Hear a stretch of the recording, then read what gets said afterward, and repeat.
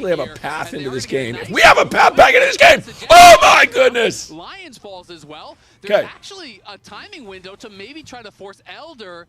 Okay, The tough part that is a is crazy it still gets throw by stolen. Maybe them. someone could This is backdoor definitely as the Mark's rookie still on the team. map, but They 30 are seconds so until far Elder's gone. ahead. There's 40 They seconds did here not on the need to Sajek. stay in our base. They had so much And, gold in their Castle won't have pockets TP when that he they needed to go responds. back to If their that's not a base and caster curse, I buy don't know what new is. They've items played and so additional well. Like, items. best game they've seen. it was looking like The one casters of the best curse them by saying, as I've soon seen as the in casters LCS. say this is Split the is best obviously not game the I've seen fastest DSG game, play, but they just like the threw. decisions they were making, At the least macros gave they were us a using. way to I make the know game I Will Dominate interesting. compared Kryra to Inspired last week. That was I wild really because like buying into Rahel that with got the a way big they were moving shutdown. around the map and his ult The usage 10K and goal difference just will his become less and timing all less around and the less map. relevant as the And then game the goes team on does because you that. get It's to a kinda like, okay, max they're still- build. They're still working on So at things. some They're still point not your as good as they money could be. is not valuable at all. So Inspired this is the Elder give him a- Drake. give If him you a get couple this years. Drake, It's not his you fault. have He the wasn't ability to controlling the do team much well more enough. But as you damage than the other mentioned, team. this could be And they're Sentinels playing a trying to man pull the short game right back. now. They're just going to flip this Elder if they know it's good for him. It's just, I don't know if they can kill it fast enough. Sajed has respawned. Okay, here we go. We just got to try and burn it down and hope we see. But at this point, the Elder, I mean, in normal life, could somebody kill Kyra here? No. Oh, damn it. And then Kyra stayed alive with no health.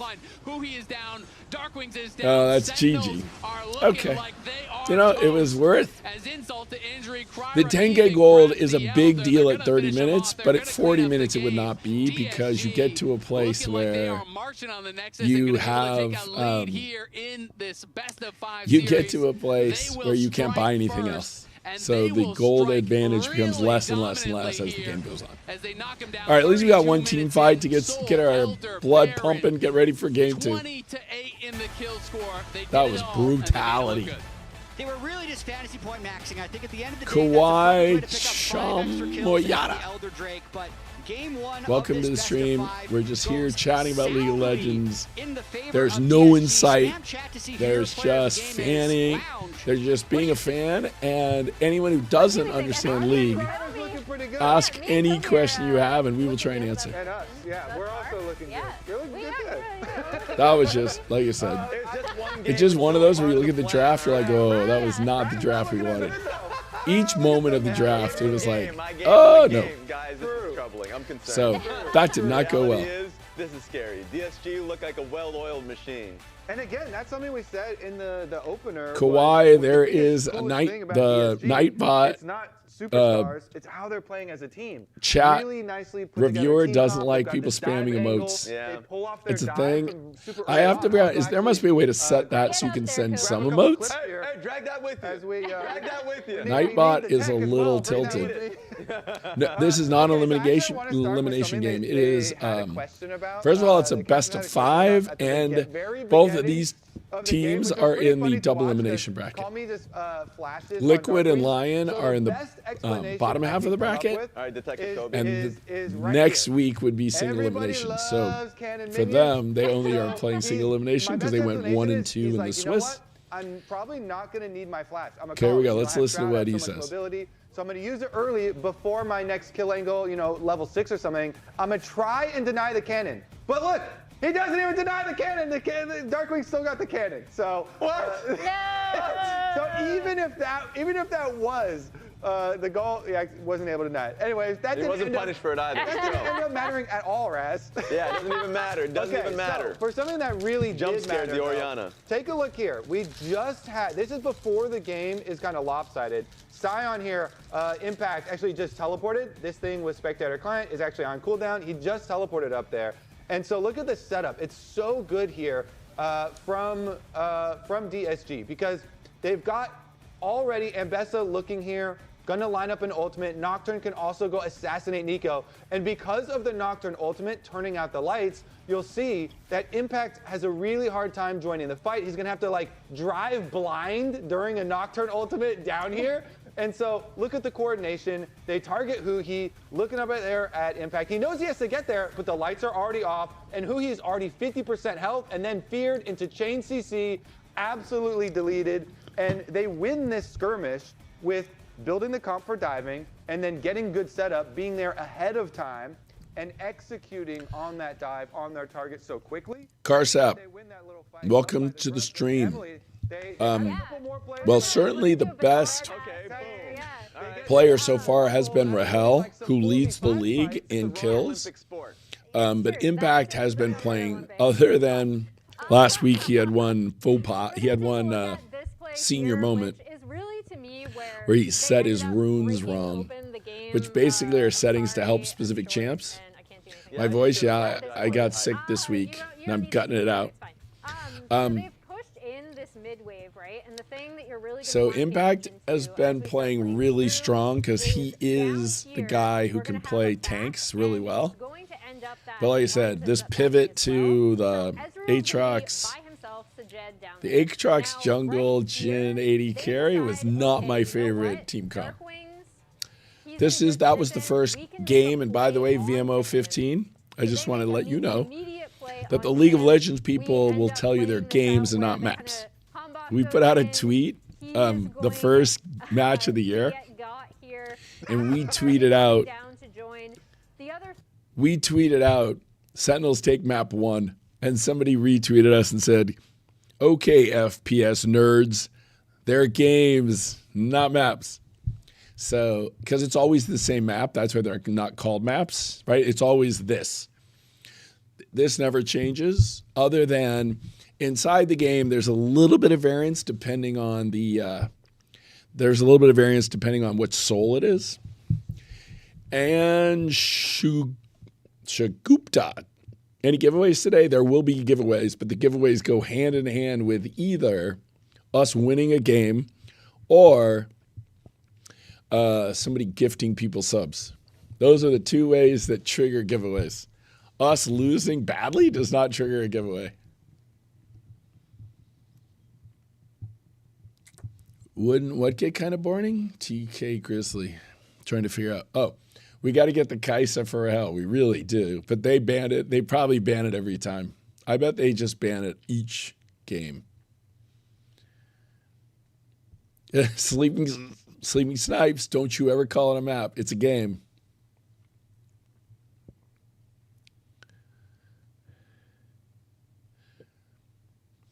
To be fair, the international is a global international. So if we win this tournament or come in or qualify for MSI, so if we come in third and we go to the America's Cup, that's kind of a mini international. The point was truly to say, TTK, I'm gonna figure out what happened with your gift card because it should have gone out. Fnatic ended up losing to M8. They got reverse swept. Wow.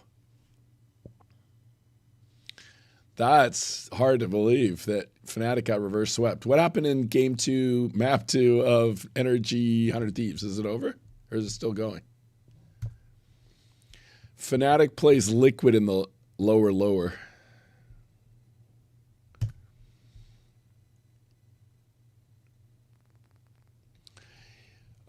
Yeah, Los Ratones, that was kind of expected because it wasn't really put together to be a team that would go on forever. And for whatever reason, and you never know what is motivation for people, that the EU orgs just weren't happy about Los Ratones being in the league.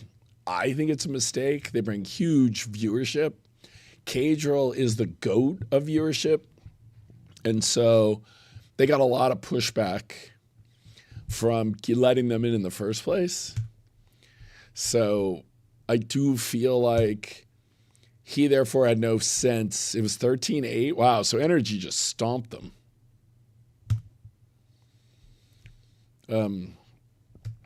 Wow, let's look at that. What were the two game scores? They were not close, right? Map 1 was 13-3 and map 2 was 13-8. Ouch. Yeah, Fnatic got reverse swept. That's brutal. And Energy just kind of stomped 100 Thieves. So Valorant's kind of going like we all expected, which is that Energy, MIBR, and G2 would be the top 3. Who knew? Who knew that Furia would somehow jump up into the top 4 for a moment?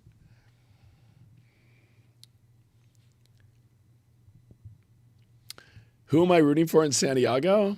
I will be rooting for Zekin if he gets there.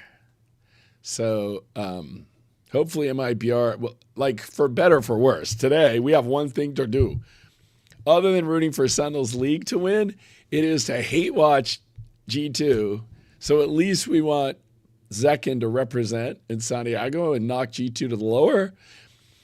And then will NRG be able to get the monkey off their back and actually be able to beat G2, which they cannot do. He's never beat G2.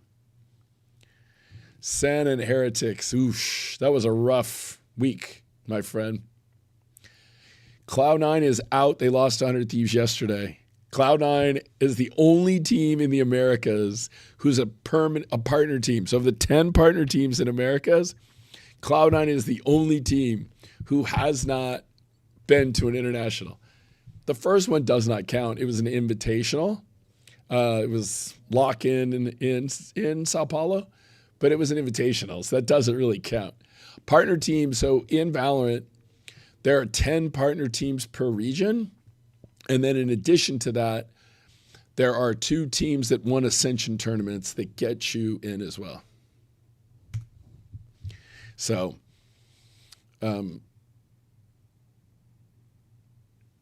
yeah, I'm going to say, yes, it feels a little better having lost to Furia, who then beat G2 and MIBR.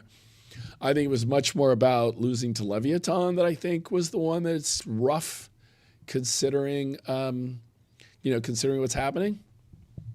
For those of you just joining the stream, we had a rough map 1 where we just lost. The draft just didn't go our way. It's just one of those things that happens sometimes. Weirdly, the 2 partner teams are G2 and Envy. I mean, the 2 Ascension teams, because G2 took over the spot when the Guard won Ascension. And so G2 is actually not a partner team. Partnerships are up again at the end of the year, so you have to assume G2 would be a likely partner, but I do not know what Riot's plans will be. But yeah, G2 took over the Guards Ascension spot. So the G2 and Envy are the 2 Ascension teams. So even G2 has made it, and they weren't in the league the first year.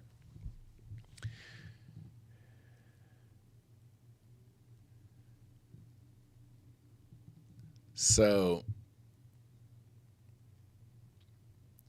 the craziest thing that happened in EMEA is the team that won the EMEA Ascension tournament. They actually had 2 teams get qualified.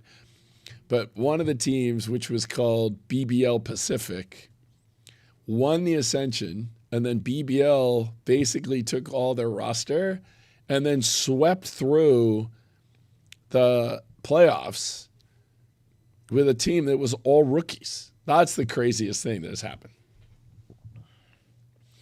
Yes, something. Oh, wait a second. Something with a out the end so you don't get yelled at. What I have said in the past is, on a serious note, our point was League of Legends and Counter-Strike are definitely 2 games that we would like to get into.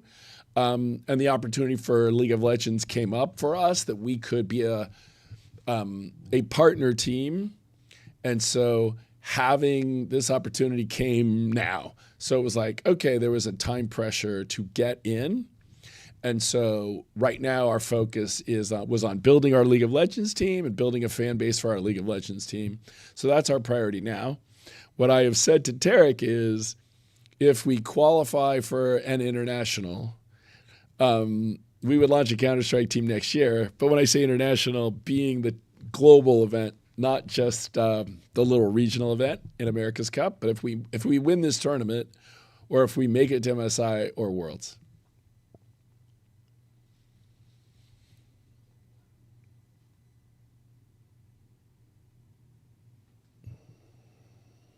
Yeah, that whole combination of us losing to Lev and then Lev getting smoked by Cloud9 and then Cloud9 losing to 100 Thieves and 100 Thieves getting smoked by Energy, it certainly shows there is absolutely still a gap. The main reason we hadn't been in Game Changers, we just have such an investment in Valorant that we just felt like we wanted to diversify the offering because there are certainly some sponsors that want don't want you just to be in FPS games. And so part of having the League of Legends team is it really helps our offering to sponsors of having Valorant and League of Legends. We had a horrible game 1. We're doing the draft route now for game 2. Yep, will be Let's very listen interesting to see who grabs that first. As Rise, obviously first picked here for Dark Wings, really high prio pick. Azir was banned out in both of the games so far, and Orion has been taken away. So Rise, kind of king of the mid lane from this position. We have seen people responding with both the Anivia as well as the Cassio. Those are kind of becoming the two Mini Cuberts really in the shop. popular ones. A lot of early and mid game power here though with the Renekton as well as the Pantheon. Point and click CC, a lot of lockdown. Nice Gabe which can wearer. be something that Rise does struggle against. You know, Rise is relatively short range. The Coma obviously laser can't get tanky, tag but goes hard. it's hard to pump out the damage when you're just constantly getting stunned. For sure, and another mini global for Kryra. He had a Pantheon game against Lion where he was very effective as well. We announced this week that we were getting back into Marvel Rivals because they were launching a team skin program and they pick partner teams. So there will be skins coming out in Marvel Rivals. And so I don't know if they were supposed to announce either Friday or Monday what their overall plan was. But so there should be Sentinel skins in Marvel Rivals coming very soon. Now you see the Renekton and just kind of go forward from there. It prevents them from going for any sort of protection bans. Gnar has become the really popular answer. I mean, it was for many, many years. Has been just losing in the LCS, but Impact very heavily associated with the Gnar. Maybe not as much in the more recent years, but I feel like it's one of his iconic picks. And we got the Kai'Sa locked in this time. It ended up getting banned in the 4-5. Both Rahel and Sajed have looked incredible on this pick whenever they've had it. I am There's losing my already voice, two, but I'm going to I'd gut say, it out. Kai'Sa enablers that press their stun to apply. I would have liked a 3-0 sweep. That would have helped save my voice. So I'd say DSG is going to be very happy about their first 3 picks in this draft. It's also great, you know, not only for the application of the plasma to be able to. I know they got but something Kai'Sa. that I That's think even more sometimes people brutal. Overlook is it really increases your DPS, right? Especially when you are these full AP builds. You know, we were talking about this. It's on the even dive. worse Meteors with them saying getting how, Kai'Sa. You know, in one of the games last week, one of the full AP Kai'Sas, their passive got up to doing 48% missing health damage. So when you have a lot of stuns and you're constantly applying plasma, you are proccing that like non-stop. When you're AP and you hit a W, that's Thank you, 3 stacks of TTK plasma. Grizzly, 2 stuns, a root, for the whatever. Sen Society That's an join. instant proc, and you are dealing 48% missing health damage. That is a 7-item AP And Kai'Sa, to be Scoopta, fair, but, your credit cards it are not is in quite bad a shape DPS if you increase got at Sen times. merch We're coming seeing your way. the expected bans here, mid lane going to be targeted by Sentinels as they have their mid laner, bot lane going to be targeted by DSG as they of course do have their bot laner, and it is a couple of those hyper carries that you had talked about, you know, for Rahel. They ban away the Aphelios, they ban away the Yunara, they already double banned him in the first phase as well. You know, you can go towards some of the less common carry picks, you know, things like Jinx do sometimes come out, Zeri and so on. Corki All right, is let's up see and what we available get if for you wanna go Rahel. for a Corki. Oh, yeah. But Corki is the only thing that he has played that is not banned, so I'm kind of expecting he might just go there. Probably have Seems to. like a They Corki don't ban pick out the coming, Anivia as they despite said. banning out the Talia, so But we'll wouldn't be see. shocked if they go Anivia into the Rise here. That's becoming a more popular pick. I mean, Raz said during Waiting Room that Rahel's been the best performing AD carry in the LCS. It seems like DSG doesn't completely disagree with that, as all of their bans have just been slammed into Rahel. They definitely agree that he's the best performing AD carry on Sentinels, at the very least, you know? So, at the very least. So we know that much, so. Ashe. Ooh, Ashe Seraphine. Oh, this is actually hype. This is a really cool combo because of the passive slow from Ashe. It empowers the root. So if you are slowed when you get one hit of the Seraphine E, it roots you.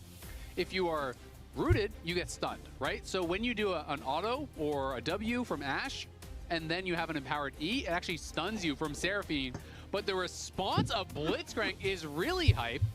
DSG doesn't care. Like, they do not care what you pick. They will immediately slam whatever, you know, the old school counter is going to be. They're looking to be exceptionally flexible in these drafts. I don't necessarily think this is like a winning lane always, but it's a skill check that they are going to be able to land. So something, the other reason why it looks a lot different is they adopted something now called the Fearless Draft. And therefore, no champion can be played more than once per match. So all the champions played in game 1 were not available, and if you go 5, by the time you get to the 5th game, there are 40 champions pre-banned and then 10 more banned. So it makes it a lot more fun, a lot more interesting of what people are playing. But yes, this is a bot lane that I don't think anyone has played so far this year, so it's a big. Okay, we need our guy Rahel to get off to an early start. So they didn't hesitate at all. Hopefully Hambach on Jarvan can get us a good engage and get us some first blood and get us some momentum early. Exciting part for me. Thank you, near 9,000 low.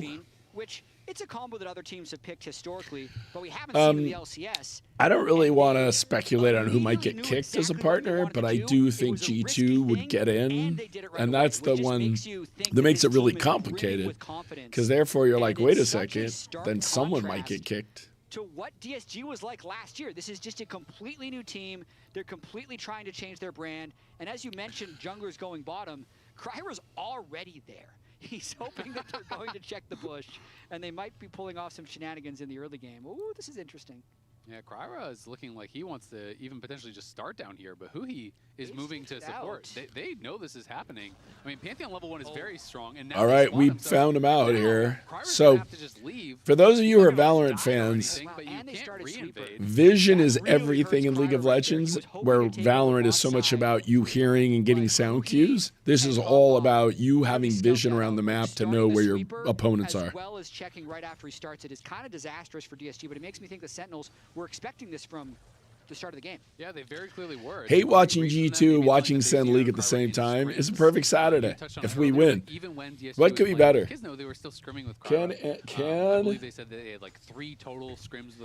MIBR shove G2 down to the lower bracket? That would make me so happy. So that kind of went good for us. We've figured out they were trying to. Oh, wait. You can look at the screen. That's me. Hello. As in, like, what are you? Because right now you're basically not too happy about how the level 1 has been going. Well, the level 1, I mean, I don't know. Oh gosh, we just got hooked. I mean, I feel like I was a little spooked out watching that, especially with the camera vision. You know, I couldn't tell if we're about to get hooked or not. We pushed them off the red, but I still think right now it's looking very spicy in the early game.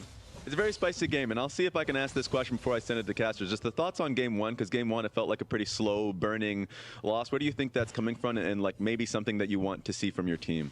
Yeah, I mean, I think in game 1 we had a little bit too much scaling and not enough priority. So as you can see, we kind of flipped it around. We have much more prio lanes this game, so we can have a stronger early game and kind of protect our camps more.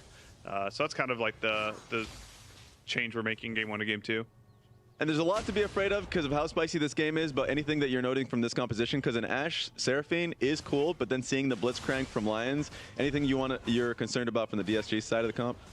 Yeah, I mean, I think the Pantheon and Blitz are a bit scary. They've got like the global to go on Rise on side, but I do think it's one of those things is if we're grouped up, we can kind of. I think we'll win the fight. We just make sure we don't get picked off by random hooks or like split. Oh shit. Oh. Oh shit. It is what it is. We'll send it to the casters because the action is going on. He's so stressed. Golden Glue is so stressed, man. Oh, poor Golden Glue. He's looking extremely stressed. At least they're double crabbing him. I mean, Hambach has done a good job capitalizing off of that late invade, so he's going to be 2 full crabs up. There was nothing really Kryra could have done to avoid that. And now might be. So the reason why you can interview the coach in League of Legends is the coach has nothing to do again until the game is over, as opposed to Valorant, where at any point you can call a timeout. So therefore, a Valorant coach has to be completely up to speed of what's happening in the game so that the coach can come back and immediately if he needs to make an adjustment. The League of Legends coach literally has nothing he can do. So therefore, they'll do this interview on the couch after the draft because the coach has to be on stage for the draft. And the coach, therefore, doesn't really have time. Weirdly, the time the coach has most flexibility is the first 5 minutes of the next game. So that's when they typically talk to the coaches, is right after the draft when the game's just starting. Going CS for CS and trading very aggressively with Castle up top lane.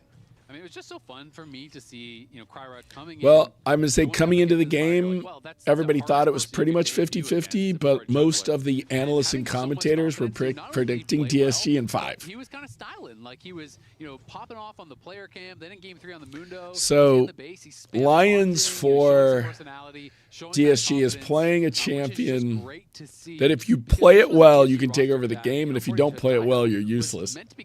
But it's called Blitzcrank. and he has the ability to hook you and stun you and grab you and pull you close, they can kill you. So if he's, oh my goodness, yo! Nice. Darkwings, get here! Come on, come on, come on! Come on! Come on, where's Impact? They are waiting a long time. Oh, here we go. Handback is here. Okay, here we go. Boom. Room Prison will grab first blood for Darkwing. Nicely done. Castle overplayed his hand. He thought he was going to get. Let's go. Yeah, something must have happened with the way. There you go. Impact outplaying the other team's top laner. The Unk still has it. That was big. And then also I'd say the Rise is the great equalizer there. Whenever you have a really aggressive top lane trading pattern, whichever mid laner can move first often sways the matchup, and that's what ends up happening there. Yeah, really nicely done. 15-year-old kid grinding Sleeping Fizz. We do have a policy that we don't sign anyone until after they're 16, and now that there's Tier 2 and Academy, we wait until players are 17. The person who has been performing the best so far is Rahel. He actually leads the entire league in kills so far in the tournament. So his hook missed, and that is how the lane looks when you have no hook. See, that was the key. Is there? See, that's what I was saying. Is their guy has the ability to hook you? All right, come on, Rahel. No, all right, come on, Outback. Come on, wait, he's by himself over here. Already missed his hook again. Rahel, you gotta get a kill over here. Rahel, no, Rahel, you gotta help your guy. That's crazy. No way, that's so brutal. Rahel definitely screwed that up. Rahel needed to go with Hambach. Hambach had somebody trapped, so the Jarvan creates a little pit that the other person is stuck in, and if they don't have flash, they can't get out of it. And Rahel was hitting the support. I think he thought he could kill the support and then go get somebody else, but he whiffed. That was not good. When we see the look in on Golden Glue, he's going to look like me. He's going to be like going. Ash was not hitting who he was hitting. They were just not on the same target, so everyone was low, but no one died. Now, the good news is Rahel got a plate. So on top of the turret, you see those red dashes? Those are the markers for turret plates. You do get gold by hitting the tower before it gets knocked over. But Rahel was not in range, and he still had flash ghost. Yeah, Rahel didn't really play that well. They could have played that to hit the same target and probably come out on top. I absolutely think so. But now Sajed, despite being down 15 to 20 CS, is even in gold, and yeah, I mean, 30 CS targeting and teams being on the same page is always the issue when your team hasn't played much together, and our team certainly has not played much together at this point. For both of these guys has been very high, as you can see. 3 games. All right, every series, H31 FPS or 31L. Thanks for coming by. So we thought this was going to be a game 1 pick. It ended up being a game 2 pick that DSG picked early. So look out for Sajed later on in this game. Calming, got a nice little trade there down on the Darkwings, who of course is playing Phase Rush. It has been nerfed a little bit for range users. Thank you, Tape Face. He has Ghost. He's got a ton of moves. This Josh CS2. This is the upper semifinal. It's double elimination, and this is a best of 5 today. Sentinels lost game 1. Making it annoying. You know, even if you're not just walling someone in for a stun, sometimes you can just wall out the Ash or the Seraphine. You know, I think on Marvel Rivals, we had a rough international, the first international we had, so everybody kind of took a break, and now everybody's like, okay, you know what? We were better together. Careful about your positioning. This is not Phase Rush Orianna. This is not Azir. Because after our Marvel Rivals team won the first domestic event, they had a very rough showing at the first international event. And so they need a little break, and then they realized they were better when they were on the same roster. Yeah, Disguised Toast won game 1. For some nice team fighting later. What's happening? Nocturne is in this game very briefly, but all right, they're just taking the Drake. We took what are called the Void Graves, and the Void Grubs help you take turrets faster. I don't watch Party of Night because I truly don't. Marvel Rivals is just so crazy and so frenetic. The stream did get Nocturne ulted. That at least I've been watching League of Legends for 10 years, and it's the game I actually have played a reasonable amount. And so I feel like this one, my knowledge base is about where most people who are Valorant fans is, so I can kind of help give people some of the basics of the game. Was removed essentially between Sajed and Rahel in terms of overall gold, and then it also allowed Kryra to. Thank you, IHC Inuj. Now it's kind of all on where Lions can go. Appreciate the it's still a support. difficult lane for him to play, but they're in a situation now where they might have the damage that one hook can actually lead to a kill. Yeah, and Blitz is just one of these champions where if you are controlling. But so they have a Drake, we have a little gold lead. So right now this game is just dead even. He feels worthless. He is just doing nothing at all. So. It is going to be a big vision game here. Of course, it is scary for who he'd be checking things, but he's walking with Dark Wings at this point. Not going to be too worried about it. And it's just a really tough matchup in the 2v2 if you are not landing those hooks. So we'll see. Seraphine scales incredibly well. And I just kind of have this feeling that the game is going to move more and more and more towards Enchanters. With the role quest giving additional gold to supports, Enchanters just outpace melee supports so heavily when they're on multiple items, and it's much easier to get towards multiple items in competitive games now than it ever really has been, because control wards cost less, you get passive. Are we seeing an instant replay, or is this happening again? Against Castle, who will be forced to pop that ult, has his flash, may have to use it, as in comes the Realm Warp. Can he even survive? Flash forward there from Hombach with the flash Q. Darkwing's gonna try to finish him off. Yes! Drops the turret aggro, barely survives. Wasn't the cleanest, but he took the hit from the turret, but he just barely stayed alive. I think is gonna be a question though, is they're pushed off bot lane entirely, and a couple of plates go over to call me. So Darkwings did get that assist, but he had a 600 gold lead before that roam. Yeah, for better or worse, Darkwings lost a reasonable amount of minions during that.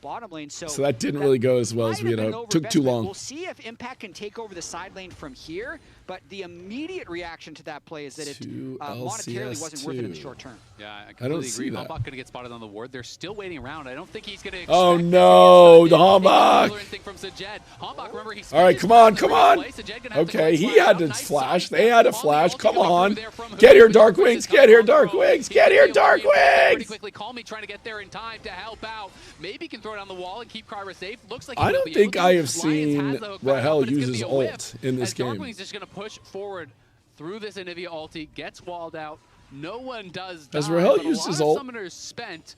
If it wasn't for Sajed sidestepping the Seraphine ult, I think he would have went down. I completely agree. He did use it? Ult and cleanse. Did he whiff, or somebody just Sajed. immediately You flashed? can see flashes Because I didn't see it make any for contact with the anybody. Mid lane, as well as both AD carry and support for Or did he use it Sentinels. So under they the went tower? out No, that wasn't Rahel. That overall was Darkwings. On that little 4v4, I want to credit Darkwings for a lot of this early game. He has been Oh, to move Jerry, in when so this many game is over, situations. I remind think me and he's I'll been run into the merch crucial room to and their look. ability I did play forget with to Cryo. look. But with But all that as soon being as this said, game is over, goal Jerry, this evening, it's remind 1 me. Drake to 0 for DSG, so a lot of All right, left dead to play. even. They have a Drake. Absolutely We have the is. Void And, Grubs. double tiers stacking up, of course, for Huhi and Darkwings, and if he has a tier of his own. The only problem those are is really Rahel's nice falling on these Enchanter behind supports. their You have to Kaisa. afford The tier good news for back up us because is you're spending a lot of your early game gold for no combat power whatsoever. Huhi But has the better Whispering Circlet scaling upgrades into like Diadem or champion whatever. as the That support, item where is he could very, actually very do strong damage in a for team fight, Enchanters, where theirs cannot and, do damage. He can helps just with a hook lot people. of the mana issues that you do have. So He being does able to very little actually have damage, an other than Enchanter grab support you item, and that stun is you. Some of the changes that I think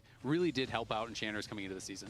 I completely agree. I think if you want to gain elo and you don't mind playing Enchanters, like just doing tier Seraphine and Sona all day in solo queue. And The 2-2 is the playing number a of lot kills in the game so you're far. just gonna gain elo, So man. just Like, kinda you're walking shielding across and the healing scoreboard. becomes so overpowering later in the game. The In first Pro, thing you is how have many the ability towers to you've put knocked all the down, different which angles are and basically coordination called that DSG can turrets. engage on them with. So it's Then the complete it's how opposite, much really, gold you playing Eco, who's have. constantly looking for these engage angles.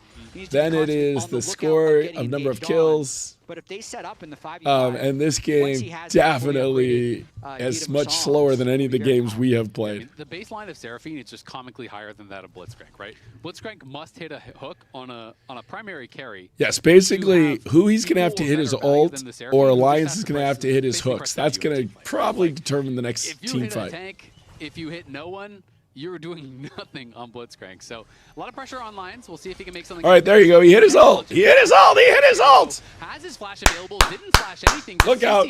Look out. Here comes the Pantheon. They arrive. Hombach. No. What is happening? As Darkwings arrives. Wait a second. Wait a second. Wait a second. Wait a second. Wait a second. Cryra in trouble. He's going to go back in with the sun. Try to take one. Come on, Rahel. Come on, Rahel. Boom. Stay alive, Hooney. Stay alive, Hooney. Here we go. And the fight from DSG Here we go. goes terribly as Rahel gets paid. Who said this game is boring so far? That's the fight that could swing the game for Sentinels. Double buffs all across That was the board. huge. The Rise Ult comes in at just the right time. Darkwings Calmy's kill. try and move in right here, but Come on. Uh-oh, he's going to come trying to hook our jungler. Oh, no, our jungler's dead, so we're just trying to burn this down without a jungler. So your big risk here is, oh, if Blitzcrank had tried to grab us. The hook, but didn't think he had to flash. The ulti coming through from the That Ash, was but big what's right there. That was a big the CC fight chain win. was brutal because in Okay, comes so Hombach, in comes the CC from Huhi, and I don't know if he got a spell off. I'm gonna turn the sound up for the replay so you all can hear their breakdown of what happened. That fight, and I think that's kind of what DSG was hoping for, because once the engage happened, DSG kind of fully committed to this fight. So kind of watch this as the arrow comes in. Cryra and Anivia are already in river, so Pantheon starts channeling his ult and the teleport now, thinking that maybe Lions would be able to fight back. Now they're committed, they're trying to salvage the play. Cryra gets hit by the Seraphine ultimate, so tries to go all in, and they do kill Hombach, but all of this is just a result of how clean that initial kill was and how DSG immediately took the fight once the Ash arrow engaged, so it ends up becoming a very big win for Sentinels. Darkwings does have no sums, but Castle does not have the damage to be able to finish him off there. And is going to end up equalizing that trade as Darkwings pop the Ghost and trades it back at the end of it. And yeah, I mean, it was just great CC chain in on the Lions. Yeah, a flash lets you get away from most people's damage, because you have to be in a certain range for 95% of the damage the other champion will do. And so if you have your flash, you can get yourself outside of the range of that damage. It's not like Valorant, where if you have line of sight, you can always hit the other person with your bullet. In League of Legends, there's a range on every element of damage. And so most of the time, the flash will get you either out of danger or outside the range of where they can hit you. But yes, it's like a teleport. Low, but Hombach does get some damage back to try to even things out. And you can see Cryra just feels like, hey, but much bigger in League because it can get you either behind your own turret to protect you or just outside of the range of their damage. Sajed is going to be in a position where he's the one who needs to carry. He's got a decent amount of gold on the Kaisa, but it's just a really hard game to play right now. All right, get over here. In fact, into the Ash Seraphine. You can see DSG really want to be able to contest this, but probably realize that it's a losing fight. So more indecision for sure in this game out of DSG, because they're not even aggressively trading elsewhere. Whenever you're kind of just eye contacting they just came over to watch us take the Rift Herald. So the Rift Herald, as I said, is like a Pokemon that you carry around for 5 minutes in your pocket, and it will take half of a turret. But if you don't use it in 5 minutes, it just dies in your pocket. But not much of anything, I think, as you're saying. You know, Impact had his TP available, so he TP'd. As a quick digression, I think Fortnite's problem was Epic really didn't support orgs in it at all. Like, Epic just did not believe that organizations in Fortnite were helpful. 900 gold, even though he's down farm and has the same amount of kills as Rahel, so has been able to cash in on some of those plates. Impact could be in some trouble. There's the stun into the hook. Do they have the damage here from Cryra? Will he Mega out? Get there. Get there. Oh, he whiffed with his ult there. That would have got us a kill, but hey. He's going to be thrown to the wall. Come on. Come on. There you go. Get here, Rahel. Get here, Rahel. Get here, Rahel. Yes! Messes up. Oh, okay. I guess that was the spectator. Kind of went weird on the flag and drag, but does end up knocking him down. Rahel pushing forward. Can they try to turn anything around? Cryra has to flash out. Sajed is in trouble. This is a disaster. Lions is incredibly low. They're corralled under the turret. Calmy comes in. Can they defend the dive? Lions is so low, and they have the Herald. Oh my goodness! So the Rift Herald's going to take this turret out. Get interrupted though by the Anivia wall. Nicely played by Calmy. They still don't have a wave here. Oh no! Anivia may have just bailed out of this situation. That was big. Well done. He had the ability to put a wall up like Sage. He put up a Sage wall. For DSG, but it could have been a lot worse. He put up a Sage wall. Getting free plates.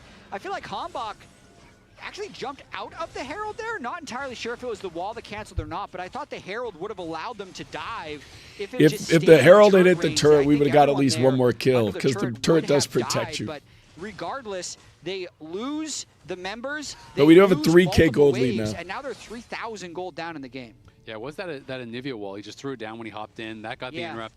Maybe he could have just not got in. I think you just don't get in. Exactly. Just let the Herald go for the charge. He can still wall it, but then you're spending the wall on just on the Herald and not really getting anything done. And Hui able to come in. They just don't have enough damage to kill off this impact. It's a Renekton who's behind and a Gnar who's ahead, which we talk about as the scaling of those early games. Oh, if Rahel had had that ult later, he could have killed the people under the turret with that ult. I'd say it's like an arrow that with the stuns ult, even you though it only hits and one, does delays the damage. play long enough.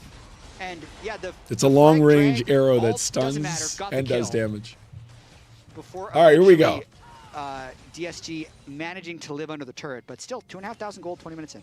So, Darkwing, you're kind of exposed here, my friend. Wait, why are we? What is happening? All right, okay, okay, okay. You are looking useless. Okay, so that, Lions like I said, that champion Blitzcrank. Its only way it helps is it just stuns you with its hook and pulls you over, but it does almost no damage. It's just to set up its teammates.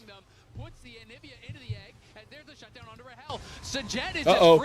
Come on, Impact. You got to get this kill. Get that kill. Get that kill. All right, Darkwing and Impact. What are you going to do? Here on the side, trying to get it done. Impact goes into mini. They're going to try to back it up. Can Castle get in over onto Darkwings? Slice, dice. The slow does not connect. Darkwings has a teleport. Where's his teleport? Jet is going for it. They're trying to knock him down. Do they have the damage? No! Just barely get the shutdown. Castle gets paid. That was a great fight for DSG. Why didn't Darkwings use the Realm Warp there? I mean, somebody in chat like tell me why Darkwings didn't do his Realm Warp. But this is the sneaky power of both Sajet and Rahel on Kai'Sa. They just seem to clean up these messy fights, and now he's really fed on the Kai'Sa after the end of that, and that's without the 800 gold shutdown going down. It was on cooldown? I don't remember ever seeing him use it, but I guess he used it in that other fight. But Sajet bails on the Ash Arrow, leaves Lions to die. Great bodyguard. And then it's like you feel like the play is completely over, but as Calmy's in this bush, they coordinate it with the teleport from the Renekton and the Pantheon ultimate. With Rahel being positioned up top, they actually kill him at the start of the fight. And then when it's 180 carried to 0, there's not enough damage to kill the level 14 Renekton.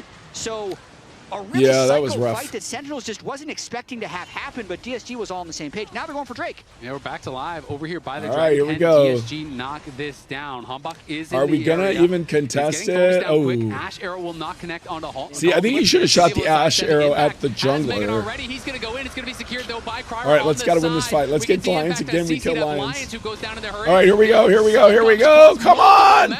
Come on, Rahel. You gotta kill Kyra, Rahel. No. Knocks down Humbach. Calmy trying to duel against Darkwings here. Who's going to be able to win out on that one. That's right. A bit of a scrappy fight, but at the end of the day, DSG do get the dragon, and it is just the 1-for-1. They kill up Humbach.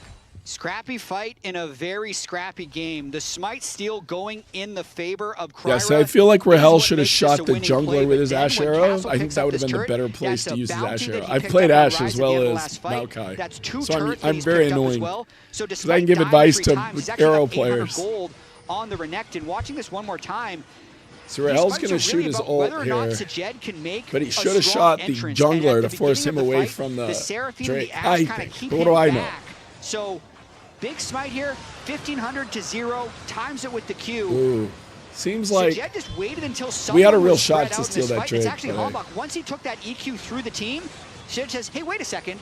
You're completely walled off from the team. The Anivia ult and the wall was holding the middle of the river, and they end up trading it 1-for-1, which they're very happy about. I feel like Calmy is smurfing in a lot of these fights too. You know, that previous fight, he was playing really well. This was a quote from Sven on Pros about picking, you know, Sentinels or DSG. He said that they originally wanted to pick Sentinels, but then they couldn't because they got second seed. And a lot of people thought, okay, well, you're going to pick DSG. But instead, they actually picked FlyQuest, you know, so showing that their power rankings kind of had DSG as the best of those three teams. And Castle, gonna be annoying, steals that red buff away. Should be able to walk this one out, but yeah, I mean, Calmy has just played so confidently with all the move speed that he has. He has the upgraded Swifty boots, and flying in a lot of these fights, utilizing his passive Hello. well, forcing people to go in on him. Was Reaper. And creating space for the rest of his team. I mean, his weird river flank in that mid lane fight is what actually turned it, and that's crazy as well. Wait, what was that? Very That nicely made no played sense. from Rahel. What a throw that was! Sons of What's he instantly when thinking? arrives. The Baron is up. Their DSG jungler is really dead. Here we follow up. go. I'm not sure what Kryra Sound saw coming there. up. Maybe didn't realize Full- so many members were full around. He casters. dies for free, that's and gonna now start they're just Baron. going to start the Baron. Okay, so it's just Anivia Blitz Kaisa. This might be one where they try and trade gold rather than fight, since Sajed might want to protect his gold lead. Let's see the TPing. teleport in. Nars no TP, so it is a temporary 4v4. No jungler though. They got to force Castle Pops the ulti. They're going for it. They're looking for Rahel. Rahel is going to get actually Found cleansed. him. No, He just come dies on. Anyway, Darkwing's on the side is getting zoned off. Hombach is in some trouble. Sajed ults forward. What is Darkwing's happening? gonna fall. We had to wait for now. impact. He almost has Mega. What Can were we he doing? make something happen? Does land the stun. The We wall needed comes to through, wait for jumps impact in, to get stuns here. up Sajed, knocks down Sajed. Huhi on the Okay. side trying to run from What Calm. was He's going to have to that, flash over people? the wall. Come Hombach on. and Impact battling against Castle, but Castle pushes them We back. needed to wait for impact. DSG He was too far away when we hold on, started the defend Baron. Aren't able to get it themselves. thought we though, could burn it, thanks but to the without reinforcements from impact knocking down there, Sajed. it was a Still, 4v4. Your call out on Call Me is true once again this fight. He is just landing these incredibly slow-moving skill shots on priority targets every single time. So we're going to watch the beginning of this. They thought Rahel was catchable. What did he see? He sees Rahel in mid lane, and he's going to stun him into a blitz hook. But So then their when all jungler Sentinels threw see to him start the channeling, fight, they can but see right where he's here going we and have to collapse very wait for quickly. impact. From here, though, Rahel just gets caught between a rock and a hard place. The Renekton is pushing him. The wall pushes him into the Renekton as well, and Sajed can just walk him down. The continuation of this fight mistake. also ends up being a little bit messy, since Huhi's pushed out the back. Anivia stuns Darkwings, and it's just become a scrappy game where I'd say the Kaisa keeps getting more and more gold, and Rahel is actually the one that keeps getting picked off by the Pantheon or the Renekton. And oh, their or random Kaisa is finally. fed. We're kind of Even screwed. with that perfect Mikhail's there from Huhi on the Renekton side, it just didn't matter because so much damage was piling in on Rahel.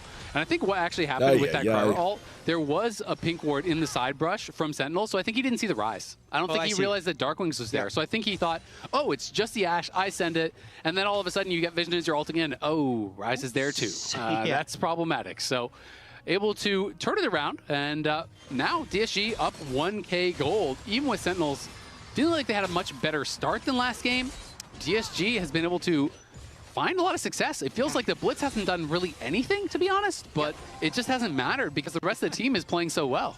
Blitz has really done nothing. Yeah. It's been... He landed that hook early in the lane that got a flash at like 2 minutes. He takes damage in team fights that isn't damage dealt to someone who matters. You know what he's done? He bought Vandal Pipes. He knows his role. He's going to apply, he's going to give an attack speed buff to the Kaisa. He needs to apply CC to proc the pipes, so you never know. Just an E or a Q. I agree with you. The pipes are important. Yeah. Looks like we might see it like a Baron for Drake trade. All right. With the current value of We have no Baron, I'm real actually choice. taking Drake most of the time, but if they can get a fight with Sentinels being low, We have vision on it would Baron, be and they have worth it. vision so on they're gonna Drake, slowly so- move up here as Hombach is now at a quarter health. Oh my, oh my, oh my, can we finally kill Castle? Can we kill Castle? Castle, even through the Sterix, even through the ulti, just goes down. That CC was never You get gold ending. by Really killing beautiful chain between opponents. the Ashe, You get the Gnar, the taking Seraphine, down and now turrets they're over onto this and the Baron. minions and This canyons Seraphine rolling around already the has map. 2 completed items, plus the upgraded right, they're gonna boots, trade plus the Drake tier. for Baron. DSG realized we can't But I don't contest mind this. it. Who's going to keep them too healthy? I They're don't going to have mind to it. trade for the Dragon. Yep, 4v5.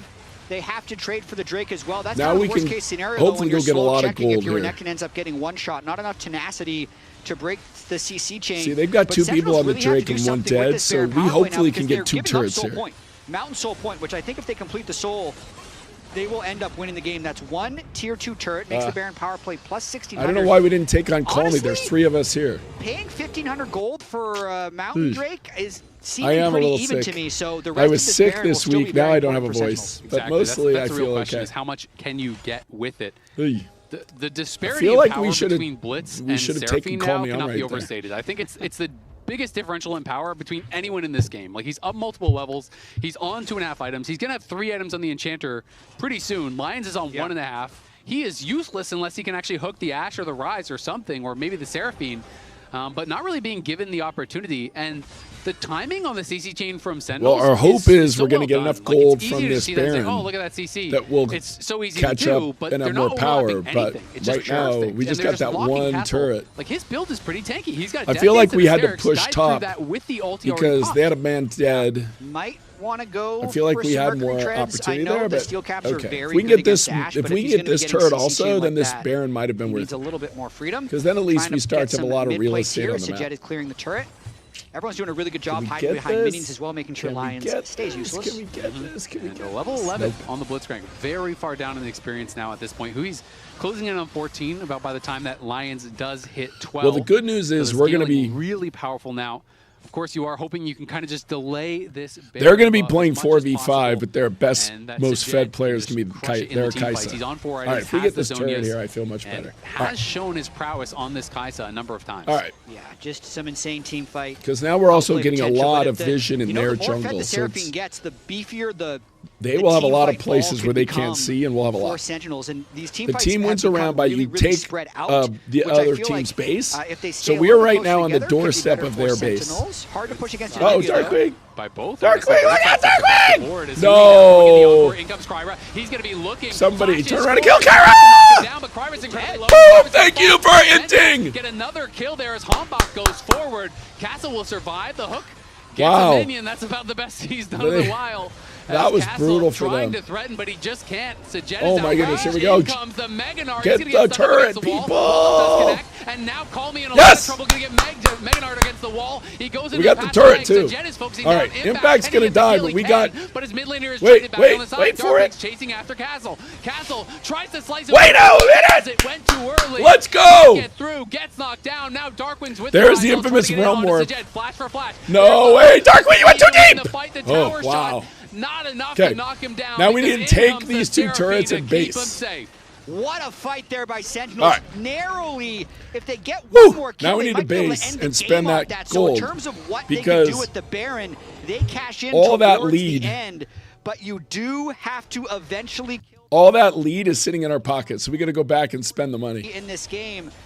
I'd say Kryra's gone a little too deep a couple times in this game. Him getting one shot really emboldened Sentinels to fly through right here. Nice use of the egg, though, and the wall right beforehand to make it difficult for them to pile through. Allow Sejed to kill Impact's Gnar during the fight. And then the Castle panicking a little. I'd say if he waits another quarter second to E over the wall, it's probably just a 3 for 3, but it ends up being a big win for Sentinels and a very emotional Golden Glue, I'd say, throughout this whole series. Oh yeah, he's looking stressed, feeling the pressure for sure.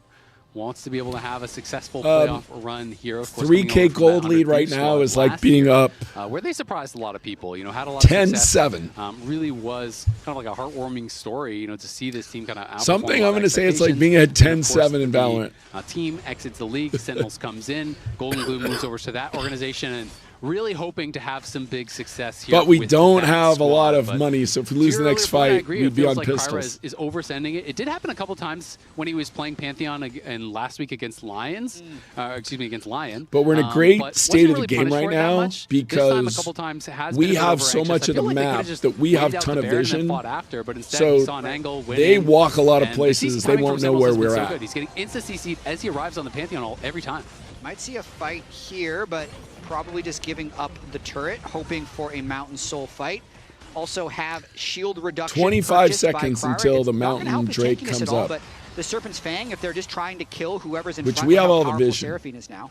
I mean, I keep touching on it, but Blitz is on one item, and the 2K support gold lead actually means so much because it's a scaling enchanter. He has 3 items to 1 completed item for Lions. And a fully completed tier as well. The item of songs is completely completed. Okay. Echoes, I also think, is just a broken item when you're able to get rolling in these team fights. So Okay, they just they're have to give it saving. no matter what. They've got the operator Gonna and be they're the dragon saving. Going over. DSG, So of course, we had all the vision and all the advantage right then. So instead of fighting a fight they knew they would lose, they saved the op and just didn't engage with us. Good sidesteps by DSG to avoid them, and Lions gonna have to see if he can find a way to. Somehow they thought Blitz was the counter to. Yeah, DSG are posturing. Kryra They moving thought Blitz forward was here. the counter. Sejed on the side with him, but they are split up, and Calmy's going to be flashed on there by Hombach, and in comes the Encore. The CC is Come on, kill punishing, Kyra, kill and in the Kyra, yes. backline, Come on, Impact is come on, something. come on, They're come on, let's They are go. knocked down. They are knocked down. It's a triple already ready for Dark Wings as he is just destroying them in this fight. Impact picks up another. It was nearly a quadra. Call me TP's out to safety. Now there's 2 seconds left. Do we just end the game? We don't need the Baron. We can end the game. Dark Wings just We might have just won the game. overpowers 90% DSG chance in we this win the game last here. Fight. Who he also 90% chance we win the game massive here. support gap in this game too. It's looking like Sentinels Something is says equalizing the series. 99%. I'm going to go with they are 95. marching on the Nexus. Call me. Okay, once we rooted kill up, him, get it's locked clearly down. over. And he got the ace. Just We got the ace. end. Huhi with a It's a penta fantastic if you get an Seraphine ace. It's a game, weird showing phrasing. off the power of the pick, and Sentinels coordinating so well on their timing with the CC across multiple fights. They tie up this series. Let's go. A great bounce back So, after a really tough game one. Oss And a really 318. That's how you win scrappy game, around. too, as well. You They blow had up the to other clutch up. team's They didn't base. tilt. They trusted their late game scaling. Darkwing Spam popped the chat off at now the for end player there. of the game lounge. What was the key? Their jungler made a lot of dumb mistakes. Grayson That's what the said key was. priority. Golden Goose said we need pushing lanes. For me, they had a real fighting chance this game with the competition that they had. Yeah, I mean, Seraphine and Rise later were putting in a lot of work, and they started getting some picks with Ash arrows as well. This was so back and forth, though, Emily. Okay, Yeah.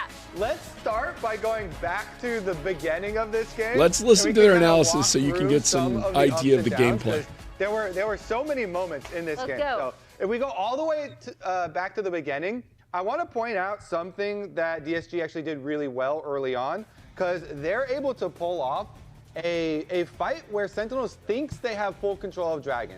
So if you watch it at the very beginning, Kryra's going to go for the Scuttle Crab and then run down. Hawkshot, that Hawkshot just saw Kryra right there. So they saw Kryra here. So they knew he's in this area.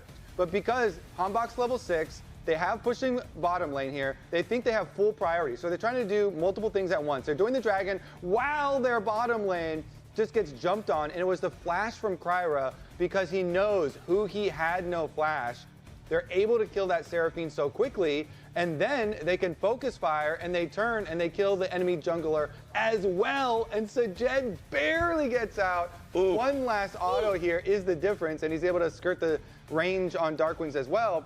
And so that was just a moment where Sentinels felt really secure, like, all right, I've got my, extra level here, we'll start the Dragon, we're bot lane push, but they didn't leave the opening, and they didn't respect the flash from Kryra, so good jumping on the moment. Yeah. There from DSG. The next one is going to be another bottom lane play, and this is where Sentinels start to use Ash Arrow.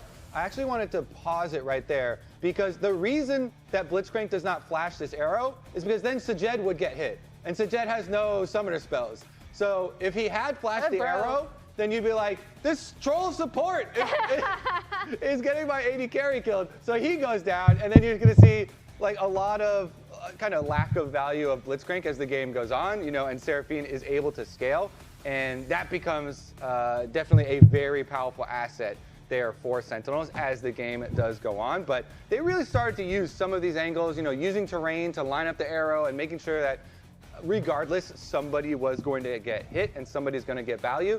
And then we've got some crazy Baron fights, which luckily for you, we have comms listen in replay. So we're going to throw it to a replay with the audio from the call. Can we fight here? I have to be into Ash has no flash. Look at Ash, look at Ash. No. Oh, we rolled the Ash, Yeah, we we rolled the got Ash. No flash, no flash, no flash. It's 45 though. I'm not there. I can't. My bad. I should have flashed over it. There's a chip You got there. W? Oh, okay, close. There's a chip there. I have Yeah, to be they will try Nashor. I- Be careful with the turn also. There's a fighter game. Ash no ult, no ghost. So Ash no sums. There's some there's no TP guys. Oh, okay, then try to TP maybe? I think I can TP behind guys. I 10K. can TP behind. That's not there. That's not there. Reach for 4 5. Ash no sums. Reach for 4. I'm coming. Ash no sums. Yeah. I'm looking at Ash. I'm looking at Ash. Ash dead. Sharon here. Dash is 5k still. Look at We can Baron too. I mean, we should fight here. No flash. No flash. I have egg. Look me. Play with Renek. Look at top side. Play up, guys. I'm. There. I think That's it's it, done. Yeah, done. My bad. We should have got Baron. I feel like that is demonstrative as well, in addition to what you pulled, Kobe, of how back and forth so many parts of this game were. Yeah, because like even the mistake that happened mid, they suddenly have a man down, and you look at from the Sentinel side, the TP comes in from behind them. They have to make a split-second decision. Do you actually group on the TP, or do you like sit where you are? The TP comes through, and you heard it from them. They're like, Ash does not have sums. So at least from the Sentinels' perspective, they should probably just back away from the Baron, turn towards the TP, or do something there. But it was tough for Rahel from that point on. Yeah, you could hear from the comms. That was the origin of the original play too. Yeah. Where they're like, all right, Pantheon ult in, no sums, let's get this guy. And then they've got the extra defense there, but then it still is the same theme. They're saying at the very beginning, all the way through the whole replay, no sums Ash, no flash on Ash. And then they finally are able to, to kill him and defend the Baron. But then it goes back the other way. And then the Seraphine power really comes through later too. Yeah, I've been waiting for a team in the LCS to actually run Ashe Seraphine, something we've seen a lot in LPL and just last night in the LCK, as well as a few times previously in the LCK. But I wanted to quickly, before we have to go to break, talk about these junglers, because Amba is our player of the game for Game 2, which means we're going to bring back the champ pool board a little bit just to talk about these two. It feels like wow, that is an interesting spread of us against the Seraphine getting a lot of votes. That's a dub for Seraphine. The Seraphine was very important. That's a dub for Seraphine. But I feel like whenever there's a fight happening, whenever there's a pick happening, one of these two junglers is always at the scene of the crime, Kobe. Yeah, and I'll just start by saying this Jarvan was super impactful. Like every time there was a sum off, and I felt like a reason why they ended up taking the dub is, yes, you already mentioned the scaling power that they had, but it's like, yo, I'm ulting this fool, double up on him. And it worked. That's why for me, Hanbok had great ultis throughout the game that found picks that were able to generate wins. So it was a dub on that one and a dub from the draft, Grayson. Golden Glue looks way happier. He was so stressed before. He looks like the tension is like fallen off of his shoulders. However, during LCS lock-in, you could win a trip to a League of Legends event, save your MasterCard as your card on file, and make a purchase from the in-client store for a chance to win. We're tied at 1-1. Game 3 is going to be coming up after this short break. All right, I'm about to get my lunch ordered. Red Bull gives Alex you brought me a tea. The human body was built to move. Not trapped at a desk in one singular posture for 12 hours a day. It's time your chair evolved. This is Secret Lab Titan Evo. Ergonomically engineered for you. Gamers, hybrid workers, artists. Backing your every move. Hello? Whoa. Mama Gorgon 85 lives here? Yep, that's my mom. The absolute legend who went from gaming on her phone to ruthless online streaming slayer with no mercy for any living thing is your mom? Hey guys. Apples with peanut butter? How is this possible? With AT&T wireless and home internet. Hey, text me if you need anything. Level up your connection with AT&T wireless and home internet, now available across the nation. No, she's so nice in real life. All right, I ordered my lunch. Little Chick-fil-A. All right, so let me look at the questions people had. This is a best of 5. It is double elimination. If we lose, we get sent to the lower bracket to play their Lion or Team Liquid next week. If we win, we would play the winner of tomorrow's match in the upper final. I mean, in the upper final, not the grand final. Relative to our thought in League of Legends, really this year, our expectation was to try and find a core. I think that's always the key of any successful team, is just find that core group of 2, 3, 4 players who really sync together. And so that was our expectation coming into the year. However it's happened, the league is much more wide open than everybody expected. So to Sky's Toast, everyone thought would be 7th, 8th. Everyone had us like 5th. And so the fact that the two of us are playing in an upper semi is pretty surprising. Thank you, Alex. Alex, did you throw that same YouTube answer in the Twitch with the basic answers to basic questions? Let's see, what else did we get? Oh, so what Riot has done is depending on like the week. So like opening week for League of Legends had the arena. This week it's the finals for Valorant. So Valorant has the arena. Next week, I think the next 2 weeks, the playoffs, the next round of playoffs and the grand final, I think will all be in the main stage. And then I believe they have a plan. I don't know if they finalized it, but they were looking at doing a road show where the playoffs for either stage 1 or split 1 or split 2 would be somewhere else in the US, not just in LA. Kind of like in Valorant, they announced that stage 2 playoffs, I think, are going to be in Sao Paulo. So that's the point. That's their thought as well in terms of League of Legends, is try and give more people around the US access.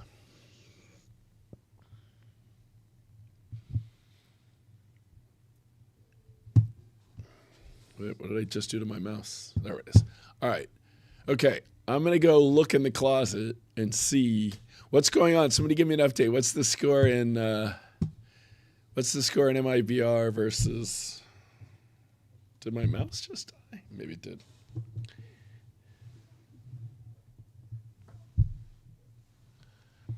What's the score G2 MIBR?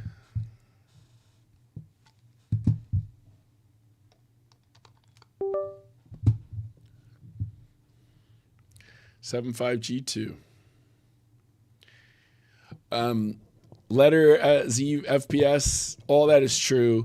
DM me your order number. Obviously, last week after the stream, we had a lot to talk about and deal with internally to try and figure out a game plan going forward. So DM me right now and I'll send you something tonight. And I'm going to go look right now for Jerry's Kubert jersey. I'll turn the sound back on. Evolve.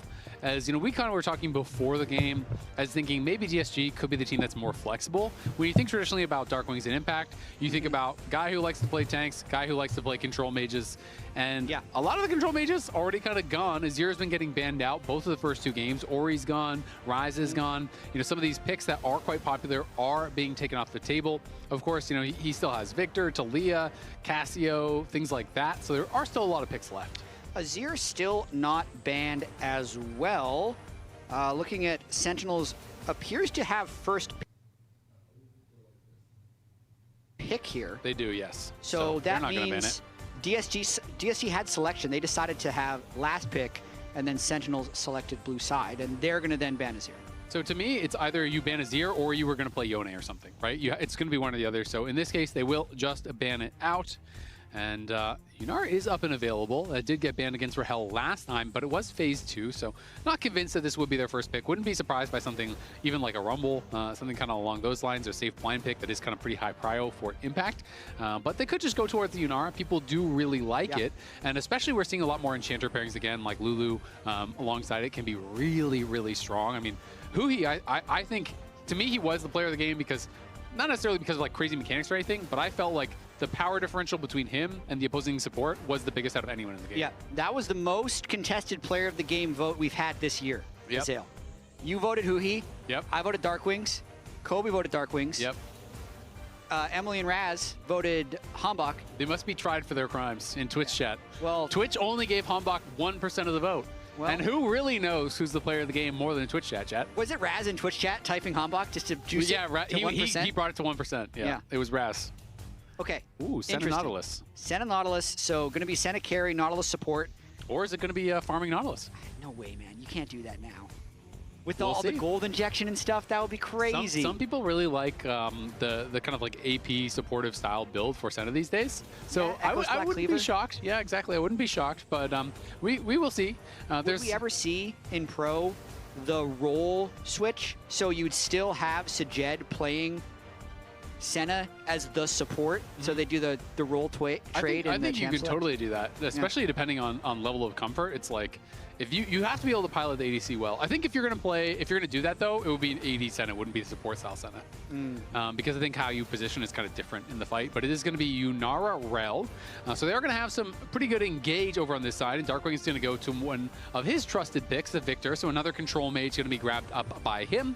0 and 2 so far in the LCS though is the Victor pick. Of course, Rel can break shields, so really nice against both the Senna ulti as well as the Nautilus W. So that can be impactful at times. Yeah, also, Kuhi mentioned he loves Rel queuing top laners TPing in. Just boom, 2,000 shield break right away. Yeah, that's true. Yeah, exactly. The roll quest gives you that TTK, kind of you super are a big stairs. Sen It's funny fan. because I talked about, maybe you would leave the Azir up if you want to play Yone into it. Calmy's just going to do it into Victor, which is probably just an even easier matchup. Probably even better. Because Azir doesn't really have, it's harder to get into Azir, excuse me, than it is to get into Victor. Victor has a lot less mobility. It is 1-1. So This is the best to of try to 5. put some dive in onto them. And we'll see what they're going to draft alongside it. Obviously, divers can be great with Senna because you have that support from the Senna flying into the backline. If he is AD, you have the additional damage as well, not just that shielding. Yeah, I love Senna when there's more people that can be in front of you to just get max efficiency out of RQ. So far, I've been a big fan of DSG's drafts. I was a big fan of the confidence of the Blitzcrank. It ended up that literally any other champion Alex, probably you'd have to would win have 2 been more better than the matches to Blitzcrank be in that top specific 3. game, but I still loved the confidence and the fear It peaked behind in Champ Select. It did. It really peaked in that moment. It peaked in Champ Select. You're like, oh, Blitz, okay. Yeah, and then the 35 minutes of Blitz. If you win this match, you're top 3. Which If we you lose had, this match, you have to win 2 more to become top 3. Seraphine right now. But they're going to be going back in on the Nautilus. And it will be fun, definitely. I like the draft so far from DSG, but there's a lot more consistent DPS over on the other side. So you are going to have to be really on point with your engages. When you are thinking about the ability for a Senna and a Yone to put out DPS compared to that of a Victor and Yunara, it's not really too comparable. It's kind of all about that one shot. A couple bans going in towards Hambach as they're targeting a lot of these AD junglers that have already been taken out. Already 4 AD junglers have been played.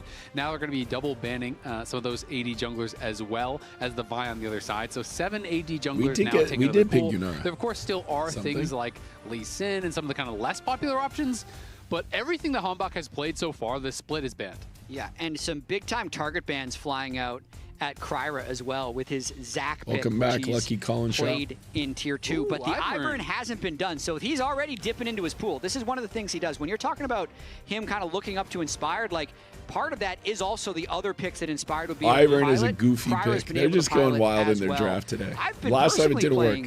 A good bit of Ivern in solo queue as well. He's in a very strong state. I don't know if this is the best spot for him just because they don't necessarily have high damage AD carry, and Ivern's a relatively low damage jungler, but it's very good with Yone for sure. That's what I was going to say is a lot of the people really love melee pairing, some of the strong melee solo laners pairing with it.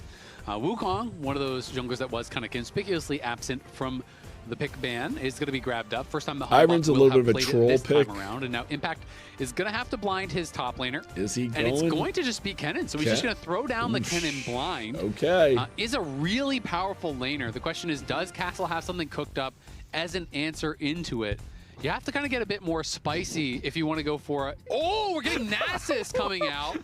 This is actually pretty hype. So I'm excited to see what the option is going to be from Castle. So sometimes against these ranged top laners, people think, oh, aren't you going to get bullied super hard as Nasus? You can actually do a number of points in E, and you kind of just win out in the sustain. Yes. You actually just poke them down with the E. Okay. There are sometimes people never who go seen like this pseudo champion AP, or sometimes played. they just go AD, like they're just going Triforce, I have but they're no going idea like what it 3 or 4 does. points E with I have Comet. no idea what There's its a lot of different ultimate options is. you can go, I'm and I totally will also lost by say, that I pick. play a lot of Nasus, I think it's really fun.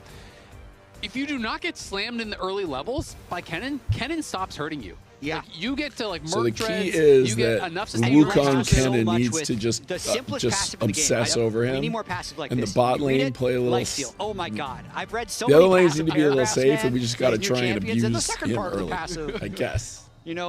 Gobbledygook also applies with your blah, Past blah, blah. 15 minutes, you enter the third stage of the passive, which has a 17-hit passive that is activated when your opponent has an Infinity Edge. But Nasus is Requiring so straightforward, I esports love it. or Lifesteal. requires a lot of It's also hard a good work, pair with luck, Ivern, for what it's worth. and If Ivern hard ever work. lands a Q, Nasus can fly into melee range, smack you down with his cane. You lack mobility. Because you're always having to And balance the Ivern helps talent of the to bridge players that versus gap, the and he is budget. playing Aerie, so it's not going to be Comet. And so Aerie it makes can't it miss. complicated. When you're playing specifically against Kennen, the Aerie can be better because if Kennen E's when you Comet, the Comet misses. So Aerie can't miss. So I am expecting at least a 3 something points you went E. way past my He is knowledge starting base with that D-ring. question. This is pretty standard start. It's Now really you good for a went lot of way range matchups. past. People think about Nasus as a weak laner, but I think they And you kind need of a great fundamentally content team. misunderstand the champion in some matchups. If we I get don't first expect him to be place in full the AP. tournament, I said I Counter-Strike personally think it's garbage 2027. unless the other team is Or like make super MSI or squishy. make Worlds. But I do expect him to to have a strong laning phase, and from there just go into standard Triforce stuff. I really like DSG this year, man. Like, just They're the cool. fact that they're already way better than they were last year, but that they're already pulling out these pocket picks so early in a best Great, of 5. pull out your so we pocket got picks like you Nasus did top last game with the Blitzcrank. and Ivern I'm jungle, which is just perfect. You've been playing a lot of Nasus. I've been playing a lot of Ivern. This could be us. Maybe we learn from the best. This could be us if we wanted to lose horribly in this game on the LCS. Emily standing by with DSG's coach Ido. Let's talk about the picks. I do want to talk about the picks because Raz and I were spitballing. We were like, okay, what are they going to pick to counter this Kennen? And the answer was Nasus. So talk to us a little bit about the confidence you have in Castle and just overall your team to be able to play out this comp. Yeah, I think we got a lot of scaling, so it's pretty easy to scale. Anyone can do that. But when he said, you guys know what I have to pick here, when Kennen got locked in, and I said, no, I really don't. And then he said, Nasus, I look at him, we don't say anything. He says, dead ass. So then I say, all right, Nasus it is, that's fine. All right, dead ass. We got Nasus. We'll see how Castle does. It should be actually a pretty good counter. The other thing I did want to ask is how the team was feeling. Obviously, you guys took a few risks in draft, specifically with the Blitzcrank in game 2. Did end up taking the loss. So what did you tell them before going into this game? Yeah, we just had a lot of unfortunate things happen. We're not really too caught up on last game. I think we should still keep looking for the fights that we want to take. Even with this comp, like, we aren't really that great at fighting early, but that doesn't mean we should roll over and give everything over. So just making sure that we're still confident in what we think is a good fight, what looks like a good fight, give what we have to give, and not really thinking too much about last game. All right, cool. Well, thank you so much for taking the time. We'll throw it back to you guys at the cast. Trying to walk As away. Looking to try to get He's aggressive trying here to on not- the dark she's with trying to Kryra. not He had been getting flash. bullied pretty hard Okay. in this 1v1. So Kryra, you have that super fast clear on the Ivern, and these drive-by ganks are great. Yeah, absolutely. Only using one smite, still full clears his jungler. 6 camps in the time that it takes Kawhi Hambach to kill Chamoyeda 5. loves So the that emote. allows him time Don't get yelled to at have by the one Nightbot. free turn. Since there was such insane bot prio from Sentinels, he knows he's going to end up Here we taking go. top crab. Hambach Gets a coming gank just in the to meantime. check, make sure their really jungler's helps not Calmy a here, lot in help that us push. lane, and then still Wait, manages to get his Hambach's still here, He is guys. baiting them. Hambach was behind him, and who he was walking for, pretending he did not know that he could get engaged on. Lions hooks in, so he does lose his flash for the exchange. It does mean Hambach has a pretty delayed base, though, and now who's going to flash in? Lions has no flash. Come on, Again, come on, trying to come get on! out, but Burn he's it not down! able to do it. Yes! You have to think Hambach Okay, wait. gets the Kyra's kill. here, guys. Kyra has Pull arrived. back, Can they pull chase them back, down and pull get something back. back? Yes. It doesn't look like they can. And Lions falls for first blood. Hambach picks it up. Who he playing very well these Oh, it was last 2 good. games. Get the Wukong ahead Context early. switching as well between the Now we need Seraphine Hambach and to the go Rel up right there. and kill Nasus. Having the That's my flashless dream. Nautilus for My the dream re-engage scenario in what was a is 2v3. I think Hambach DSG wanted goes to up and kind of kills keep it Nasus interesting since while Kryra was Kryra deploying tries out the to bot take lane. the- They thought maybe No, they'd be able Drake's to up bait it, for a but he minute. ends up getting that turnaround earlier. So the beginning of this play has the flash being burned. Yeah, I don't know why And they DSG engaged actually, on us this is when great, Hambach right? was Hambach's clearly recall is standing gonna be next to greatly them. delayed. Didn't they have But vision then of with Hambach? Ivern in the Or they thought bush, Hambach had already they're based? thinking that they should stick around, and who he just does a really fast play to end up getting the kill onto Lions.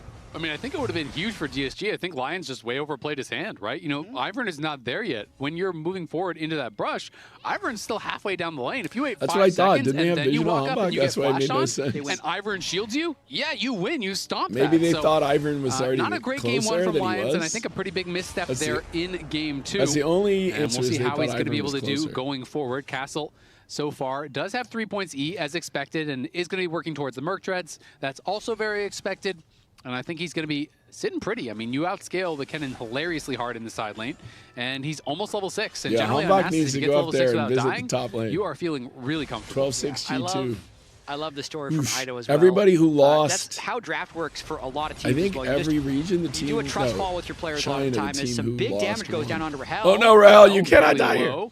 So Jed elects not to the flash for it teams because who there was still lost the barrier available in on the Rahel. So upper didn't final, want then to lost in overcommit the and middle die final, on I anything think. silly. Hambach in the Did area, happen so in EU? Rahel has that barrier. No. Going to try to Fnatic barrier got bait potentially, reverse see if they can swept, so I get them to guess go for an not. aggressive play again. But this time, By the DSG way, not going Fnatic for got it reverse just swept. yet. So could G2. Lions does drop that vision ward in the river, and will be able to keep themselves safe as Kryra is clearing down. We'll see if Kryra wants to come give a little bit of reinforcements down here on this bot side.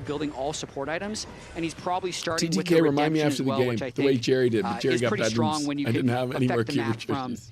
kind of like pseudo-global. Crier's been playing the Pantheon Nocturne. Just Yeah, the throwing a biggest redemption down challenge from with the the jump league can have team a is similar just they effect had on all not played skirmishes. together Yeah, much. it can be really But strong for sure. With the two Korean Castle kind of, players, as I Rahel and expected, Hambach, did just go they to only 3 got points to LA and the then second in week of towards January. the QMax, so he's just going to be going for that Triforce after. And so just pit getting that stopping synergy for and also the Merc team Dreads. That's not comms, the craziest amount of stacks because yet, Hambach and Rahel are obviously it's not the easiest to lane as Nasus in the early levels, Korean and of course as you citizens, get more Korean points in the queue, you speakers. pick up more CDR, Darkwing it gets faster and is, faster and faster, and you can really start to accelerate. So not we'll see Korean, how he can actually does perform. not speak Korean. The trick with So Nasus figuring out is those always, in-game can you comms actually is certainly connect the on your important targets later on in the game? We know Nasus is always a beast in the side lane,